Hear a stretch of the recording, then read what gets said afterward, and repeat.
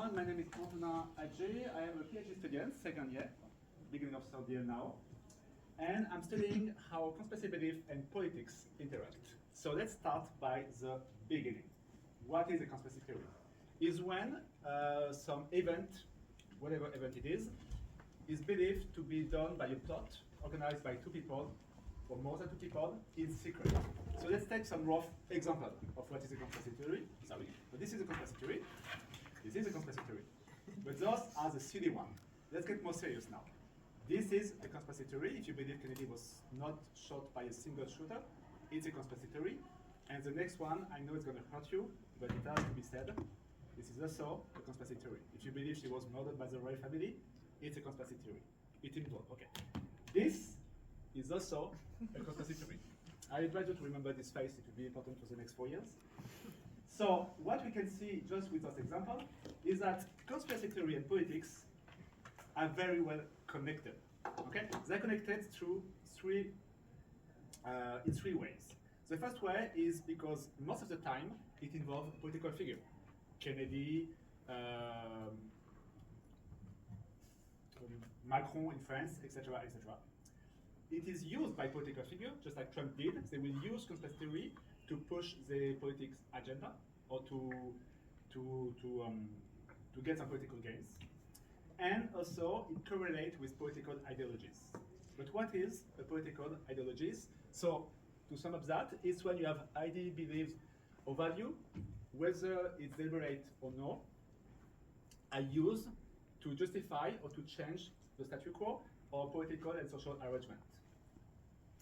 What do we know about this interaction between politics and conspiracy theory? We do know that conspiracy belief correlate with some political values and variables. For example, anomie. What is anomie? Anomie is when people feel disconnected from society. They don't recognize themselves with the elite and with the environment they live in. Social dominance orientation, it's when people believe that some social group need to be above other social groups. Conservatism or populism. We also know that conspiracy belief correlate with voting intentions. For example, people that believe in conspiracy theory are more likely to be right-wing. And finally, conspiracy belief correlate with political events like the storm of the Capitol in the US in 2020. So this is what we know, but what don't we know yet? Well, first, the first limitation is the concept of conspiracy theory. For a long time, it was just one set of conspiracy theory, and we put everything in it. Alien, government killing people, a small group of people controlling the world, etc., etc. We believe it's not enough. We need to make it more complex. So what we come up with, not just me, a lot of researchers are doing that right now, is, okay, let's create upward conspiracy belief, which is all the conspiracy theory where there's an elite group trying to crush or lie to the people. And let's create a downward conspiracy belief, is when a minority group, religious group, sexual minority, etc., is trying to change the status quo. Okay? And so now we have two subsets of conspiracy theory. The second thing we don't know is, we know those are connected, conspiracy theory and political event. But what is the connection? Is it just correlation? Is it causation? We don't know yet. So what we are trying to figure out is how is it connected? Is it just a direct connection? Is there some moderator, like anomie, social domination? We don't know yet. We need to find that out. We need to find that out. So what is missing? How does anomie, SDO correlate with both subsets of conspiracy belief, upward and downward? And can we find a causation between those elements, which is very hard to do? How do we do that? So we're going to make what we are making right now, longitudinal study, before and after political election, for the same group of people to see if this election will have an impact on conspiracy belief, anomie, etc., etc. We have done that for the European election, French election, UK election, and US election already. What we are expecting is that the political value will not correlate the same way with the upward conspiracy theory and the downward conspiracy theory. We believe as well that major political events will impact conspiracy belief. For example, if the party wins, it will reduce conspiracy belief. If the party loses, it will increase conspiracy belief, because amplify some things that we don't like as well. And we believe also it will impact other variables like anomy, SDO, etc. So, to sum up, we have our two sets of conspecific beliefs, upward, downward. We are trying to see how each of those variables correlate with upward and downward, and the voting intention. And what we're going to do next is, after the election, did anything change? Okay. Where do we got so far? Well, for the European election, we've got those two beautiful tables that I'm going to sum up. What we found out is that anomy and social domain differentiation predict conspecific belief in general. What is interesting is that anomy is a better predictor for upward conspecific theory, which makes sense, because upward conspecific theory is when you think the elite is crushing you, okay? And anomy is when you don't trust your society anymore, so it makes sense. Social domain interpretation, so when you believe some groups are more worthy than other groups, is a good predictor for downward conspecific theory, which makes sense as well, because downward conspecific theory is when you think that some minority or discriminated group are trying to take over. Okay, the Great Replacement, LGBTQ plot to destroy, I don't know, heterosexual value, whatever. So it makes sense that both correlate.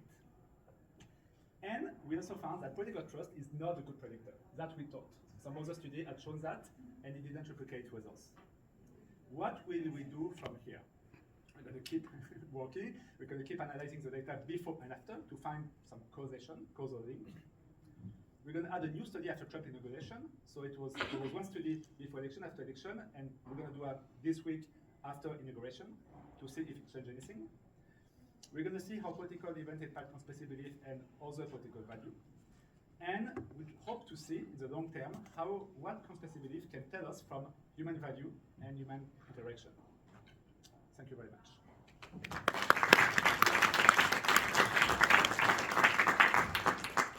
Thank you so much. Now, if anyone has questions? Thank you, nice talk. I'm just interested, so you've shown that there's a link, or the early stages are showing there's a link between anomy, SDO, and upward and downward belief of conspiracy. I'm just wondering, this is all new to me, but I'm just wondering about kind of chicken and the egg idea, so which comes first? So is it because people start reading conspiracy theories that they turn against society, or is it that they already feel that, so they believe the conspiracy suggestions? So I will gladly tell you that when I'm done with my PhD. But this is a problem actually. We know that there's some connection. We know that, for example, when people believe conspiracy theories are more likely to be voting for Trump in the US, for example, but we don't know if because they are conspiracy theorists, they're going to vote for Trump, or because they endorse Trump, they're going to believe what he said about that. So we don't know. We don't know yet. But actually, I think the eggs came first.